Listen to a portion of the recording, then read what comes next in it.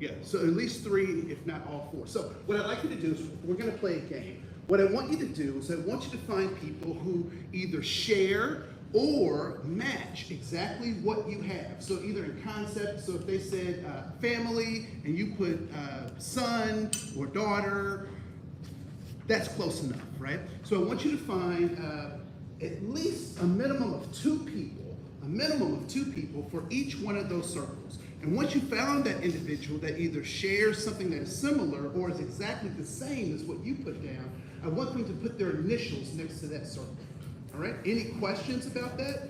So I want you to find at least a minimum of 2 people per circle. You have 90 seconds to do that starting now.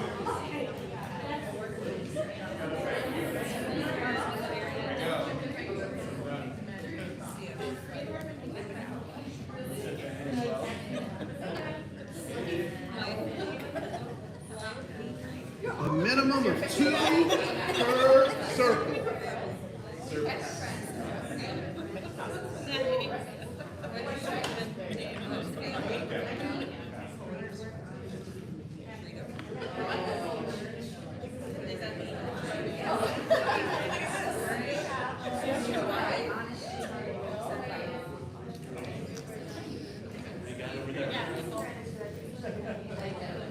60 seconds. A minimum of 2 for each one.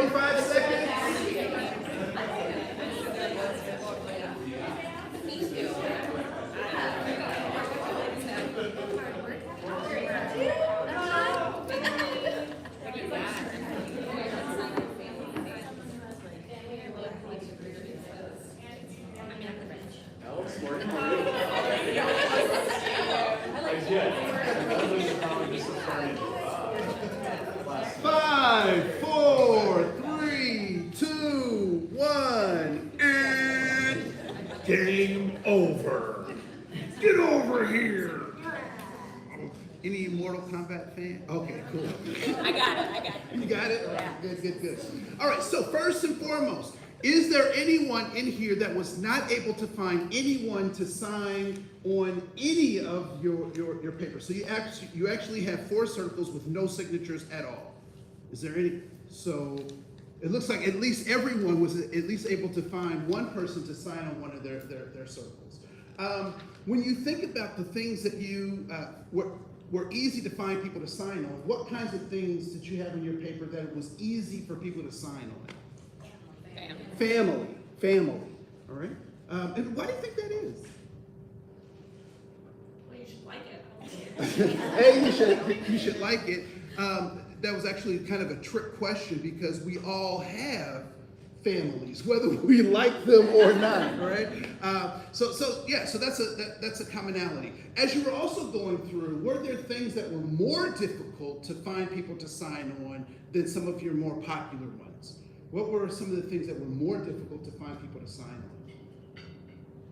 I had humor. Humor, all right? So please raise your hand if you value humor, even if you didn't write it down on your paper, you value humor. All right? Cool. So I'm in a friendly crowd, so I can tell some jokes. What was another thing? One more thing that was more difficult to find people to sign on than something else? I have Compassion, right? So please raise your hand if you value compassion, even if it wasn't written on your paper. All right? Cool. So what do you think what was the objective of this particular exercise? Why would we start the day with this exercise? Look for commonalities. So to look for commonalities. That's exactly what I was going to say. You had it in common, right? So look for commonalities. What else is also obvious as we went about doing this activity? If something wasn't written down, You can still share the same value even if it wasn't written down, right? And also what some of these words mean, for some of us might be different, but we can still value it, right? And so as much as we are alike, we are also different. And so people say, well, how can diversity unify us? Well, one of the things we have to recognize is that we all come from different contexts and we see the world slightly different. However, the more we're able to cross-communicate about those differences and those commonalities, the stronger we become, right?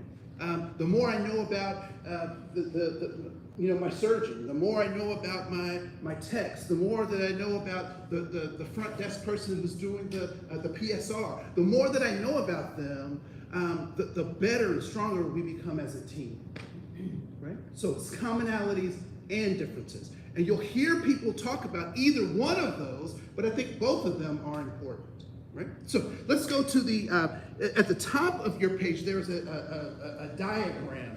And what I'd like for you to do with that diagram is to count the number of triangles that you see in that particular diagram. All right, count the number of triangles, and then I want you to write that number down on your paper.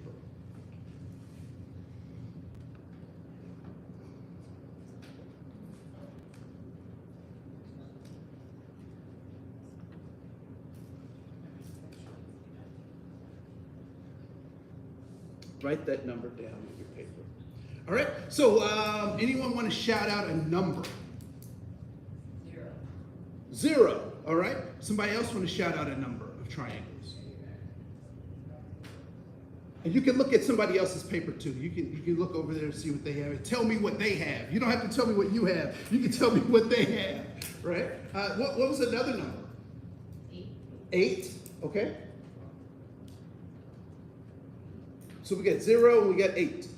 Any other numbers outside of those that your neighbor has written down? Now, not you. You don't have to tell me what you wrote down. What did your neighbor write down? 1. 1, okay. 11. 11. So we've got 11, 8, 1, 0. So let's take a step back and let's define a triangle. So how would one define a triangle? What are the defining features of a triangle? 3 sides. So 3 sides. All right, what else? 3 angles. 3 angles, right? And they can be obtuse or acute, like me, acute triangles, right? So they can be obtuse, equilateral, but 3 angles, 3 sides, and what else? What other defining feature? Is this a closed shape or is it an open shape? It is a closed shape, right? So I know that some of your neighbors may have seen 11 triangles. Some of your neighbors may have seen 8 triangles or 1 triangle. But using that definition of 3 corners, 3 sides, and a closed shape, how many triangles are in this diagram? There are 0 using our common definition. So how is it that that some of our neighbors, not us, but our neighbors saw 11, 8, 1? How is it that they saw triangles when there are in fact, by our definition, none? How did that happen? Because they perceived it differently. Because they perceived it differently. Mind kind of fills in those blanks. Your mind fills in those blanks. You look for reasons to find them. What was the most overarching reason to find them? Because I asked you to. You were absolutely brilliant. You did exactly what I asked you to do. And did that benefit you? Is a question. You don't have to answer that, right? So sometimes people are asking us to do things that may not necessarily give us enlightenment, but might be advantageous to them having a really creative and engaging presentation. The other thing is that our mind fills in gaps, right? So we walk around with biases, with assumptions, and so when we see certain constellations of things, we say, our brain says, even before our consciousness can engage, our brain says, I know what that is, even if it may not be that, right? If you saw a tiger running around outside the door, what would our brains say before even our consciousness could catch up? We would say run, we'd say danger, we'd say ah, right? There was someone had a golden retriever and they put on like a lion's mane on the golden retriever and it was like freaking people out. I don't know if you saw that on one of those social media things, but people were like, ah, why? Because their brain says, I know what that is and that's danger. Unfortunately, sometimes our brains can say that and it not be true, right? So the golden retriever really didn't mean any malicious intent to folks, but was a really great practical joke, right? So, important stuff. I'm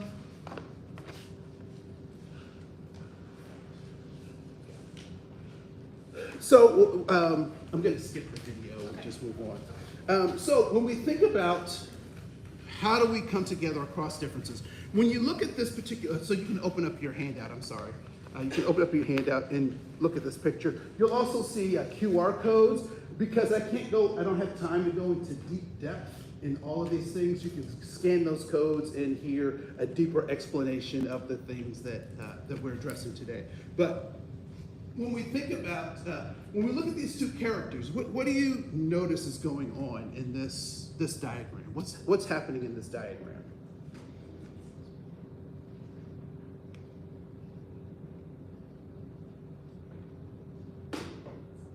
What do you see is happening?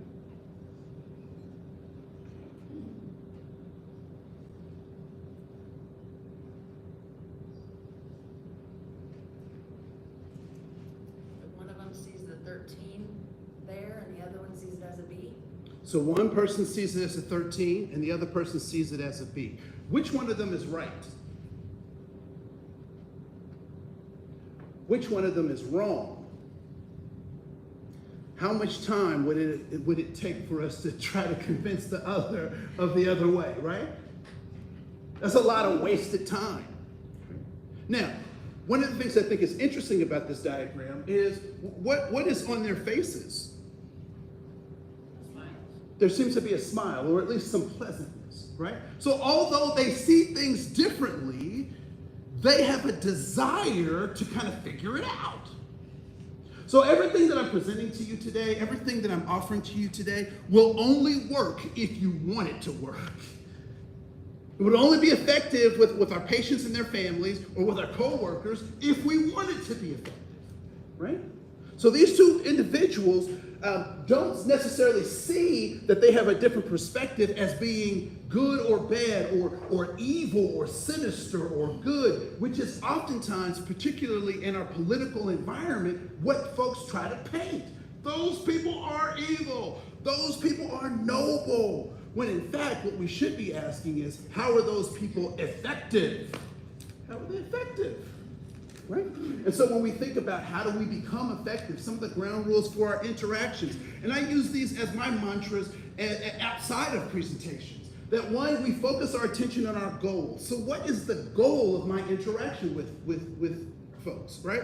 So I had a girlfriend who's not my wife, and this is why. I found myself as a man using my manness, right? My swagger. So I would go into, we'd be in restaurant situations, and I would want to know the staff by name. And it was a pattern where it was mostly the female staff that were waiting on us that I would call by name because they have a name tag. And I'd be like, hi, Glenda. And my girlfriend at the time was like, Andre, why are you doing that? And I was like, I don't know, her name is Glenda. I just called her name, right? What was happening?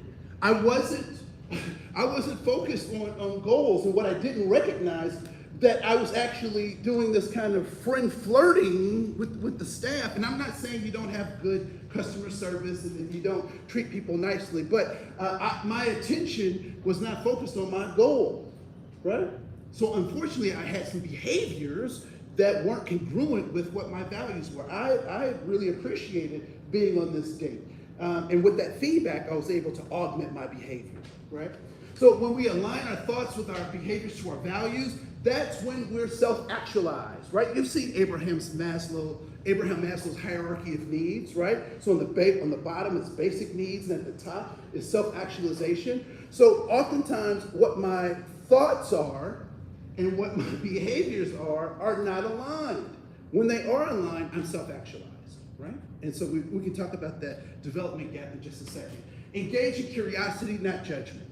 What does curiosity inspire? What does curiosity inspire? Learning. Questions. Anyone have young people, little kids in your life? Right? They have tons of curiosity. Right? You get energy from that. I'm like, oh, you know what? I don't know that, so let's go find out. Dad, why is this that? And Dad, why is this that? And you know what? I don't know. Let's go find out. Right? And so it inspires innovation. Curiosity inspires energy. What does judgment inspire? I already know that. Kid, you should know that already. Shut up, we've done this 1,000,000 times. What does that inspire? Walls, callousness, right? So when we think about this notion of how we interact with others, we need to offer others what we need. I have been, in grace is one of those things. I have been a huge recipient of grace, which means that I have to also give other people grace because people saw my potential when I couldn't see it. So they gave me grace and accountability, right? So I've said some things in doing these presentations over the years that later people came back and said, Andre, you might want to change that or say that. And I appreciated the grace. Because I was able to do that. And so the next time they saw me, they were like, hey, you changed that, didn't you? Yep, just because you gave me grace and I am now accountable for that. And then also the last, the only ground rule I really have in terms of how we should be thinking about interacting with others is treat other people the way they want to be treated. And someone said to me, Andre, that's not what I was taught. I was taught treat people how I want to be treated. And I said, that's a great foundation. And then we graduate, right? So to understand how other people want to be treated, what must I know about them?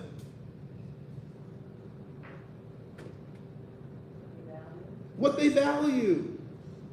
What else might I need to know about them?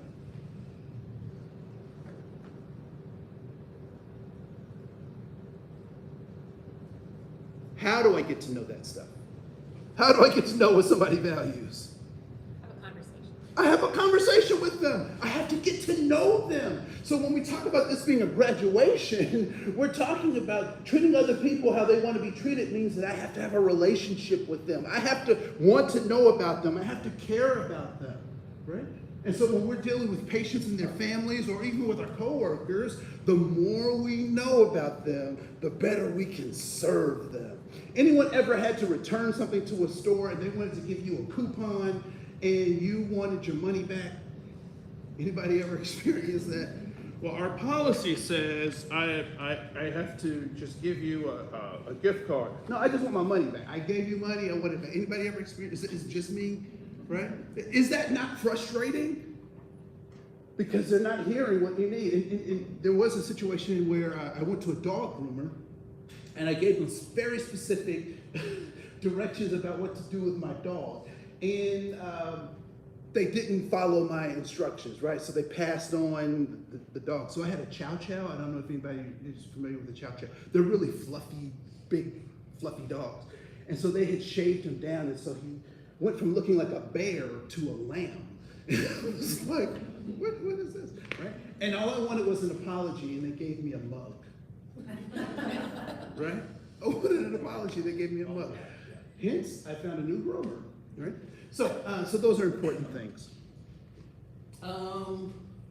So if we are not mindful, then we are mindless, right?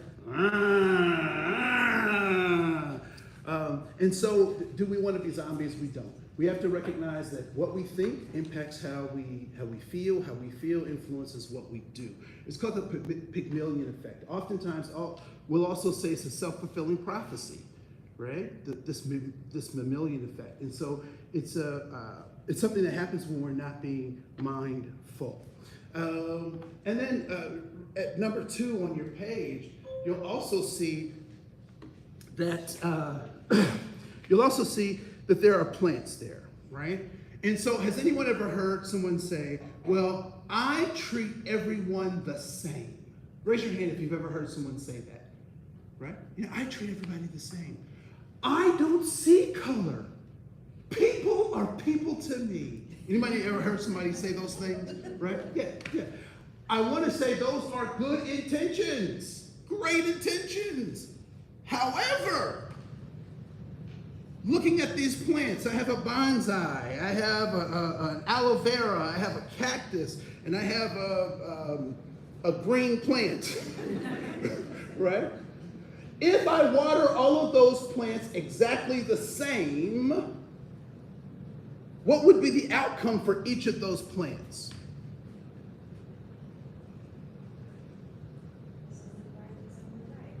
Some would thrive and some would die, right? Who is that easy for? For the caretaker. So it's easy for me to water all of my plants the same, with varying results for each of my plants. So it's easy for oftentimes for practitioners and helpers and guys to say, I treat everybody the same. Well, guess what?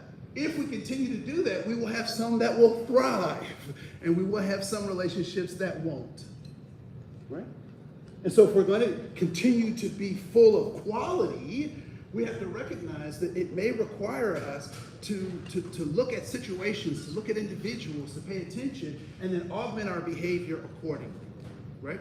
So I ran into a situation, a physician called me and was feeling down. And then I encouraged the physician because they did the right thing, that they weren't all the things that they were feeling, right? That doubt, even for our physicians, kind of gets in there and messes with their head. And one of the things that we talked about was the fact that he wasn't able to connect with this patient. And so one of the things I helped him identify was that there were some procedural things that we could have done that would have made that experience better for the patient. The patient didn't feel heard, they felt hurt, they felt like they were being talked down to. And when we did our investigation, guess what it was? The patient didn't know that they would have to change into an examination gown. So if they were not prepared to come and change into a gown, how might that feel as a surprise? It might feel a little bit vulnerable, right? And so as we did our thing, and this is, again, talking about being effective, what we talked about was in the call, as they're scheduling, to just add a little blurb that you may have to change as a part of this examination.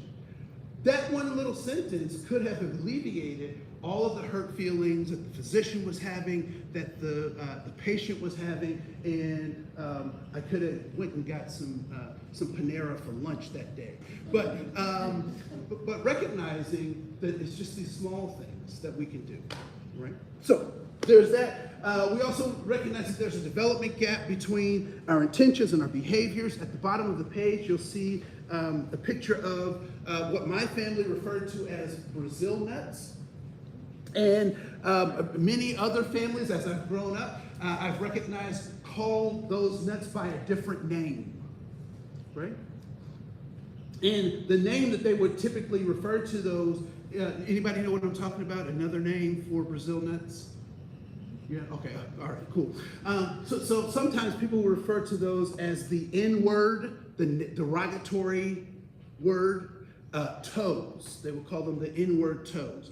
And when you talk to individuals who would call it that, they would say, well, I didn't mean anything by it. Or have you ever had someone tell an off-color joke or an inappropriate joke, and then they would say, well, I didn't mean it. Unless you agree with me. Right? They would say, you know, I didn't mean, has that ever happened to somebody? Right? So right now I'm working with my daughter because she has a friend who plays that game. And she'll say, raise your hand if, my daughter's name is Phoebe. Raise your hand if Phoebe's mom is fat. I'm just joking, right? But that's not really a joke. And so oftentimes when we get into those spaces and people are saying those things and they say, well, I didn't mean it, or it was a joke. So the question we should be asking is, what did you mean? Because oftentimes they just want the apology or the pass, but we have to check them on making sure that their behaviors and their intentions and values are aligned. So what did you mean by that? That's not aggressive, that's not problematic, but it is a skill that we can learn to address some of those things, right? So what did you mean? So let's do, I got enough time for this activity and I'm glad I can get to it. So let's go to, if you open up your handout, what I'd like for you to do is talk about what did you learn growing up. So you can use whatever time frame you want for that. What did you learn growing up? And I want you to do it in a particular way. What I'd like for you to do is to put a plus in the square where you've learned something positive from the groups on the left about the groups across the top. All right? If you've learned something negative, I want you to put a minus in the box that corresponds with what the groups on the left, on your page, on the left, said about the groups across the top. If it was never anything that was discussed, I want you to put a 0, all right? You can have pluses and minuses in the same box, but the size matters, all right? So lots of positive is a big plus, and a little bit of negative is a small minus. All right? And if it's never anything you talked about, then it's a 0. So give about maybe a minute or so for you to do that activity. I know it won't be enough time to complete the whole thing, but I want you to spend some time doing that.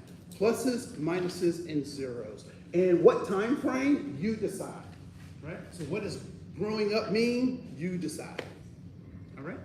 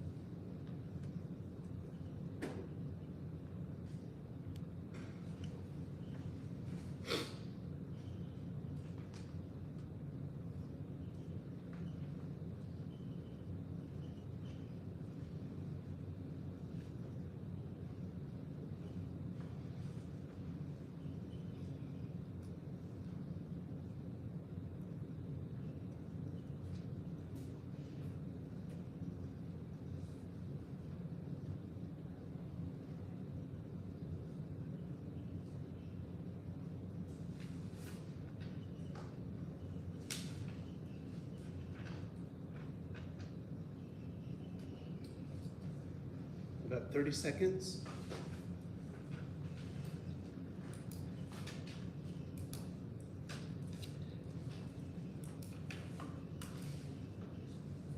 Four, three, two, one. So what I'd like you to do is, I'm going to spend probably about the next 7 minutes or so having you in small groups. And what I'd like for you to do is to share what you want to share. You don't have to share what you don't want to share. But I'd like for you to talk about those pluses, minuses, and zeros in groups of 3 or 4. All right, so if you can do that in groups of 3 and 4, I'll call you back probably now in about 6 minutes. So at 8:45, we'll reconvene. All right, cool. Thank you.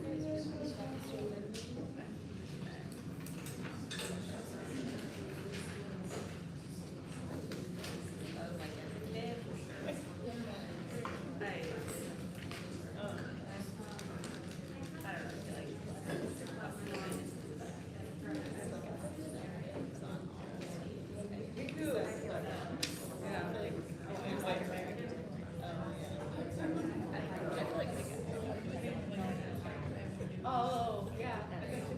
Yeah. But yeah,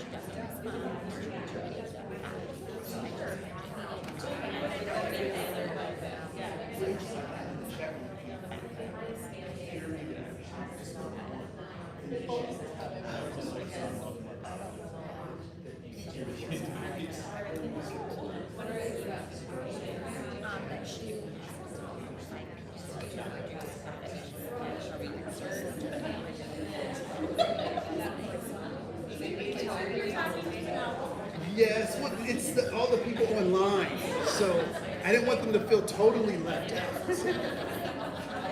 All right, 1 minute warning, 1 minute warning.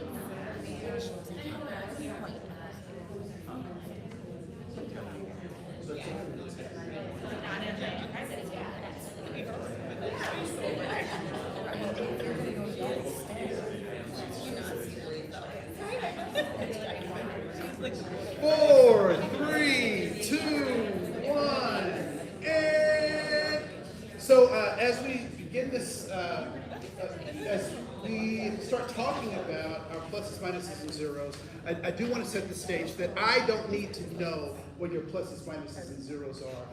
What I am curious about is your thought process as you went through that activity, right? And we're going to start with the folks online with some of their impressions. So I've asked some of them to either unmute or to type into the chat room some of their thoughts about what it was like to go through that process.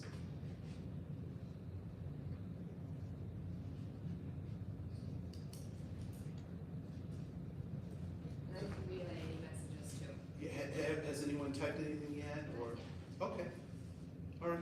Well, give you a shot. All right. I'll break in. All right, cool, thank you. So as you were going through putting pluses, minuses, and zeros, what was your experience as you were going through those things? What did you think? What did you feel? What was going on as you were trying to put pluses, minuses, and zeros?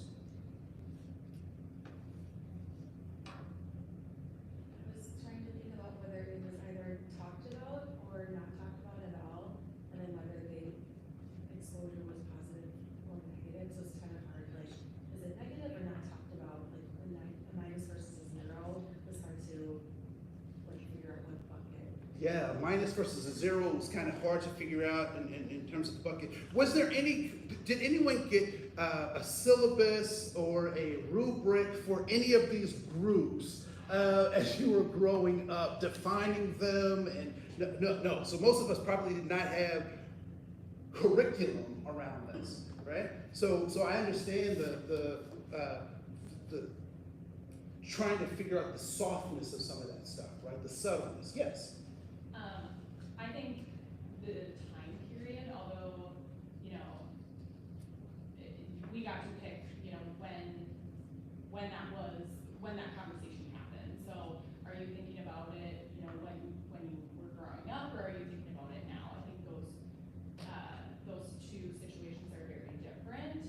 And so I think that had a lot to do with the way I chose my plus and minuses. Yeah, so whether you're thinking about when you're an impressionable young person or whether you're thinking about being an impressionable adult, that certainly plays a role. I would also say generations probably play a role in how this gets mapped out too, right? So I happen to come from a generation where Archie Bunker, who was America's favorite bigot, was the primetime show of the time. And he told and folks like Soupy Sales, who told really bad racial jokes and all that kind of stuff, that was the norm for how I grew up.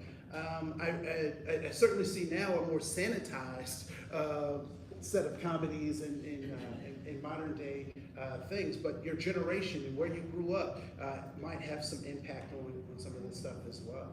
Other things that people notice as you were going through pluses, minuses, and zeros. There was a lot of conversation. I love hearing that energy. Anything else? Well, I think it was hard to, when I grew up, there was a huge shift, so depending on what time I was thinking about, my family and my friends might have changed as time went on. Okay. So your family and friends may have changed as time went on, right? Yeah.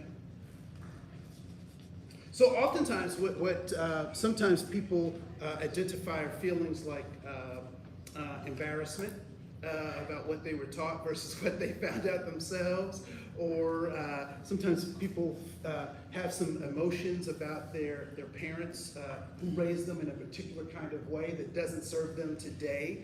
And what I would suggest is that we give the past a pass, right? That we recognize that those people were doing the best they could with what they had, and it would have been inadequate, right? So my parents, I love them, but they couldn't teach me about sexting.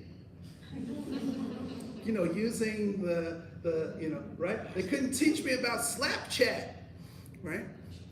Swipe left, swipe right. They couldn't teach me about that. Why? Why could my parents not have taught me about those things? They didn't know. They didn't exist, right?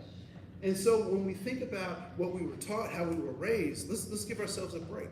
However, if we look at letter C, we may have blind spots, but the real question isn't do we have blind spots, it's what we do with those blind spots, right? So right at letter C, please put an X in every place that you believe that there's a blind spot in this card.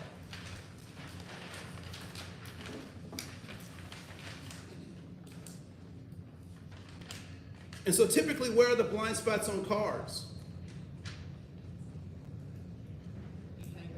So behind you is a blind spot, unless you got one of those backup cameras. Right? So behind you is a blind spot. What else? Where else?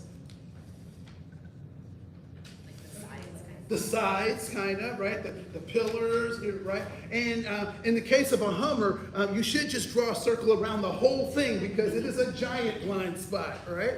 So is the blind spot your fault? Is it your fault? If you buy a Hummer. If you buy one, okay. So has anyone ever bought a car that didn't have a blind spot? Right? It's just part of how cars are made. And when you get a rental car, is the blind spot in that rental car the same as the blind spot in the car that you drive every day? Oftentimes not, right? So there are two ways. So it is not your fault. Your blind spots are not your fault. However, when you sign on the dotted line for that rental car, what are you saying about those blind spots on the rental car? I'm responsible. So although these things are not your fault, they are your responsibility. I remember my grandfather, my great-grandfather, we lived with him, or he lived with us, I can't remember which it was, but he would break up my Saturday morning routine. And Saturday for a kid was, that was like the greatest day ever because that was the only day they showed cartoons, right? So he would take me away from Captain Caveman, right, to go and sweep the alley. I'm like, Grandpa, I'm missing Blue Falcon. Some of you know, Wonder Twins, Super. Okay, anyway, so I'd be like, I'm missing my thing. Why are we sweeping the alley? Nobody else is sweeping the alley, and the alley will be dirty tomorrow too. Why are we doing that? And he said, son, I just want you to know why we sweep the alley. So now I'm like, okay, tell me so I can get back to the thing. He said, we sweep the alley because it's our alley. So although these things may not be our fault, how we inherited the world, but it is our responsibility. So I swept that alley because it was our alley. No matter what other people were doing, we were going to sweep that alley. And so when we think about our blind spots, they may not be our fault, but they are our responsibility. What are the two ways that we oftentimes can find out about our blind spots? Yeah, when we hit something. Oh, HR. I guess I shouldn't have said that. I guess I shouldn't have done that. What's another way that we can find out about our blind spots? Conversations and being aware. We can have conversations. We can be aware. We can look for them. Right? We adjust those mirrors. We adjust the seat. We change something about ourselves so that we can get a better perspective on our blind spots. So in letter B, same page, letter B, which one of those appeals to you more? Number one or number two? Number one. All right, raise your hand if number one appeals to you more. Are number 1 and number 2 the same shapes? Yeah.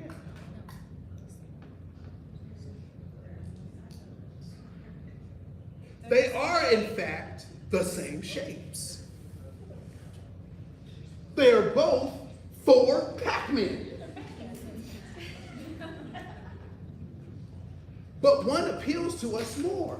And so if we want to be mindful of our blind spots, we have to recognize that sometimes I'm seeing the same thing, but this person went to my college. This person lives in my neighborhood. This person is a lot like me, so I really like this person. When in fact, someone who didn't go to my college, someone who doesn't look like me, could have the same skills and aptitude, but I'm missing it because I've made it about me. Right?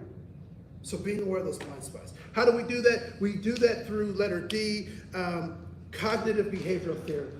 We recognize that our emotions and our thoughts lead to our behaviors. Why do I not gravitate towards, it's so funny. So right now, if I gave a break, I give you a break, folks will go out and most of us will come right back to the same spot. And if I moved your stuff, you'd have a problem with me. You'd be like, why did he do that? Why? Because we love being comfortable, right? And so if I'm not familiar with someone who's different from me, I haven't experienced that, I have some mental anxiety about what that means to be introduced to them. Will they judge me? Am I embarrassing? Will I say the wrong thing? So I just won't walk that line. I won't take that risk, right? So we have to recognize that our emotions, our thoughts, and our behaviors are related. And as we augment those things, we can be in better charge of our behavior. At the bottom of the page, letter F, there is a video that you can watch your own. You can snap that and watch that. But I wanted to pay particular attention. Did anybody online come in? Did they chime in? Okay, cool. So I'll just give the story, and then I'll give the final anecdote in just a minute. But what the real question is, what would you do? And so in this particular scenario, and you'll see this when you take your opportunity to watch it, there's a woman who's trying to get apple strudel. She's wearing a hijab. She's Muslim, and she's a Muslim actor. And the guy that is serving her is an actor as well.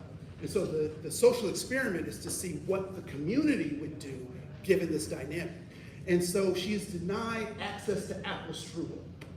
And so there are 6 people who are like, yes, do not let that Muslim get apple strudel. If she gets apple strudel, it'll destroy everything. No apple strudel for her, right? So -6 people. But then there are 12 people who step up and say, you know what, this lady needs to get apple strudel. It's okay for her to get apple strudel. She's just like us, and we all need to enjoy apple strudel. But in the context of that same environment, there were 22 people who said nothing. Now, what we don't know is what they said outside the thing. They may have written a congressman or called someone and said, don't go there. But within the bubble of this social experiment, they did or said nothing.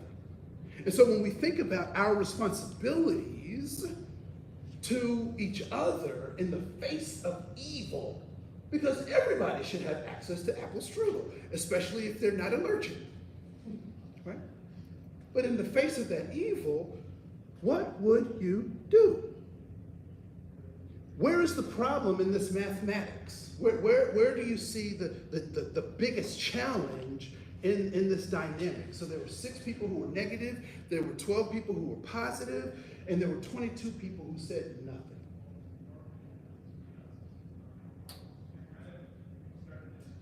The majority did nothing. The majority did nothing. Where do you think the -6 got their power and influence?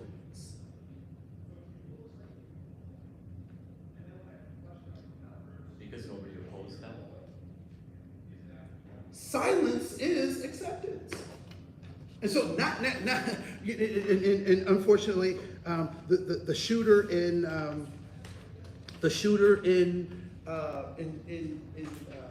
New York, obviously did not have people who were talking to him about his issues. And the people who were talking to him about his issues did not have his best interest in heart. Because none of my friends are suggesting that I go out and hurt myself or hurt other people. As a matter of fact, they want me to do the opposite. And so how do we engage in that? How do we become helpful with that? We go to the back page of your handout. In this last minute that I have. Oh, good. Here we go. So we use humility. Not something we talk a lot about in the United States, particularly in the presence of American idols. It's not something we talk about in Survivor and all of these things. But we need to talk about humility. So how do we become humble? We recognize and seek feedback. We receive feedback, and we use that feedback because it's inspiring and challenging, right? What's the biggest challenge for this kitten who sees himself as a lion? We say that that's inspirational, but what could be the challenge? He's gonna get eaten.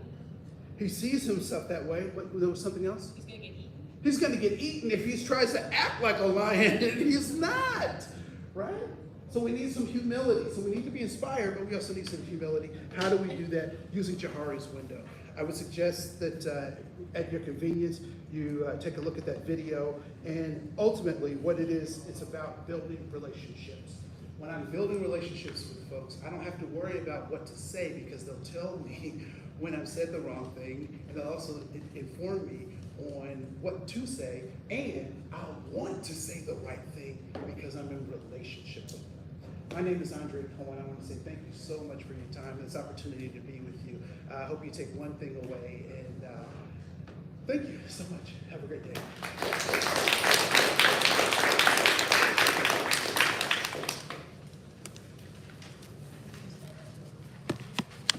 Thank you, Andre. That was wonderful. Great way to kick off our day.